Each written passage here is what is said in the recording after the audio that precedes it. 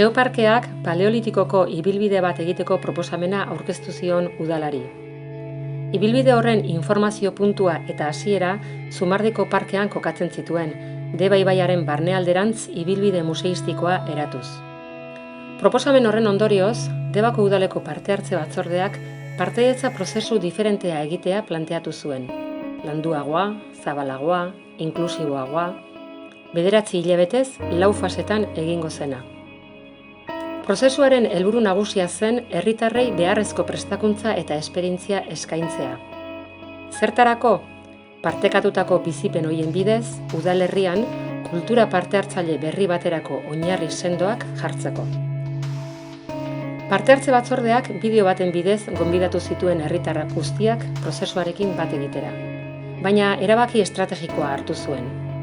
Partaidetzako teknikei buruzko prestakuntza eskuratu eta tailerren dinamizatzaile izan nahi zuten udalerriko gazteei dei berezia egitea, hain zuzen. Maren Lobete, Miren Etxeberria, Ane Arrizabalaga, Uxue Sancho, Amaia Arozena, Lander Aranberri, Andoni Garrido eta Iñaki Sagarna izan dira Debako 8 gazteak. Parte hartze batzordearen eskutik, etorkizunean egin nahi diren herritarren eztabaidak diseinatzeko formakuntza jaso eta tailerrak dinamizatu dituzte, azalpenak emanez eta ekarpenak jasoz. Kultura parte hartzaile berri horren aldeko apustua eginda, partaidetza batzordeak ikur bat aukeratu zuen. Dagigun kontzeptua, uztailean Zumardiko karpan aurkeztu zena. Kalitate demokratikoan eta gardentasunean sakontzen lagunduko duten prozesu guztiak eta herritarren lankidetza barnebilduko dituen sinboloa da, hain zuzen ere.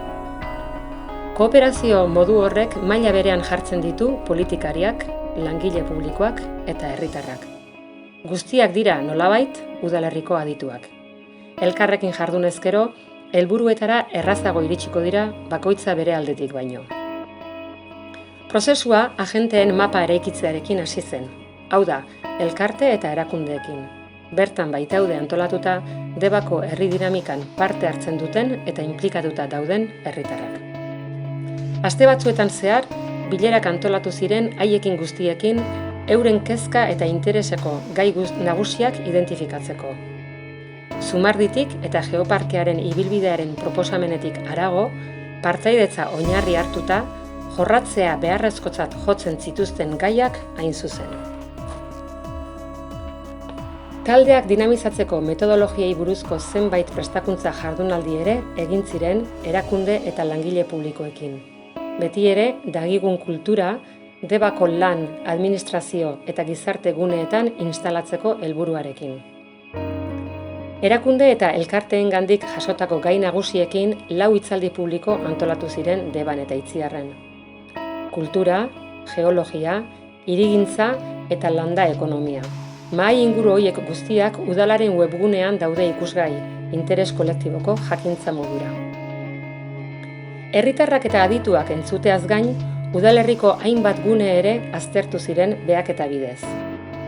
Ibilbideak modu kontzientean egitea izan zen helburua eta begirada kritiko batetik, erromes gisa, elkarrekin erabakiak hartuz, gauzak nola alda daitezkeen imaginatzea. Batetik, mendialdetik itsasorako bidea egin zen, herrigunea zeharkatuz. Bestetik, Zumardiaren inguruko buelta. Eta azkenik, Itziarko plazatik Ondarbeltzerako ibilbidea, estuarioan amaituz. Bitartean, ia 9 hilabetetan, gune estrategiko horri buruzko informazioa biltzen aritu ziren dinamizatzaileak eta udal langileak. Informazio bilketa horretan oinarrituta, etxez-etxe banatzeko egunkaria osatu eta tailer parte hartzailea antolatu zen gero. Zumardiko parkeari eta parkeak hirigunearekin zein inguruko lurgunearekin duen loturari buruzko tailerra, hain zuzen ere. Azaroaren 27ko eta 28ko asteburuan egin zen azken lanketa hori. Udaletxeko arkupeetan eta Zumardian bertan. Ez euriak ez haizeak, ezerk ez zuen eragotzi, ia 200 pertsona inguruk beren kezkak eta nahiak adieraztea. Ekarpenak egiteaz gain, hirigintza proiektuak ezagutzeko, beste herritarrekin batera pentsatzeko eta besteen ideiak entzuteko balio izan zuen. Eskerrik asko prozesu hau posible egin duzuen pertsona guztiei. Jarrai dezagun egiten. Dagigun.